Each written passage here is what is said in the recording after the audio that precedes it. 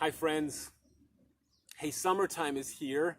The sun is out more often. The temperatures are going up. Isn't this great? This is what we've been waiting for, right? All these long months of quarantine, we've been waiting for these summer days, and here they are.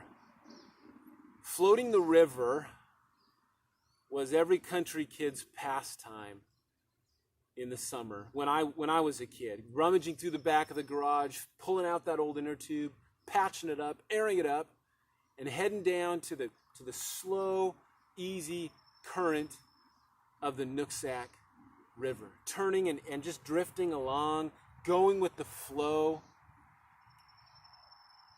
The only thing is that I never got to do that. I never got to float the Nooksack River as a country kid when I was young. What I have gotten to do is I've floated the lazy river ride at the Silverwood theme park. Now, maybe you've been on one of these, maybe you haven't, but the whole point is that it resembles that summer day on the Nooksack River that I never got to have. Only the difference is that now I'm with hundreds of other people on identical inner tubes, jammed in together, weaving our way through this concrete stream. And I got to thinking, it feels a little bit like our society. It's the mainstream. It feels like the mainstream. The Apostle Peter, he calls it the flood of dissipation. The flood of dissipation, this mainstream. In chapter 4, verse 3, he gives this list of kind of the prevailing, trending attitudes and actions that characterize that mainstream. And as I read through the list, I don't notice a whole lot of differences between what we would have in our list. Maybe we would add, if we were going to capture right now, we'd probably add racism and we'd add social discord. But other than that, man, this looks pretty much like our mainstream. It's the mainstream. It's the flow of kind of this global sinful culture. Hey, everybody else is doing it, so why don't I?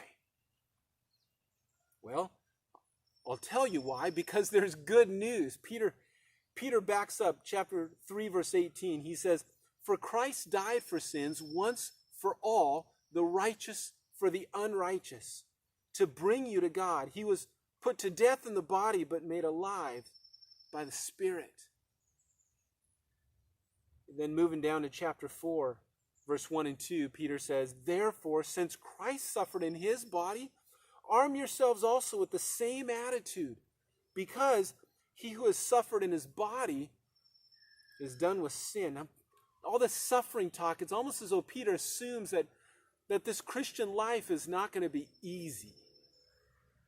So he says, he who has suffered in his body is done with sin. As a result, he does not live the rest of his earthly life for evil human desires. We don't live this life for the mainstream anymore. He says, but rather, we live it for the will of God. And do you know what this means? What this means is we don't have to go with the flow of society. We don't have to be mainstream in our attitude and our actions. We can be different. We don't have to enter into every debate and every protest with these ready words of defense and angry agendas. We don't have to do that. We can look different.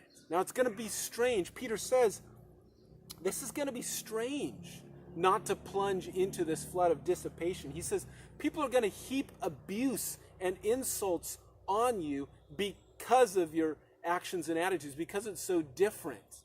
So this is not a venture for the faint-hearted or the cowardly. It's not a venture for folks who are more concerned about themselves and how they look than they are about others. This is a venture for folks who have suffered with Christ. It's a venture for folks who have laid down their life and taken up the cross of Jesus Christ. Friend, this is a venture for you. I can't think of a better time to take up this venture than right now. We love you. It's been a joy to see so many of you again on Sunday mornings. Hey, continue blessing. Take care.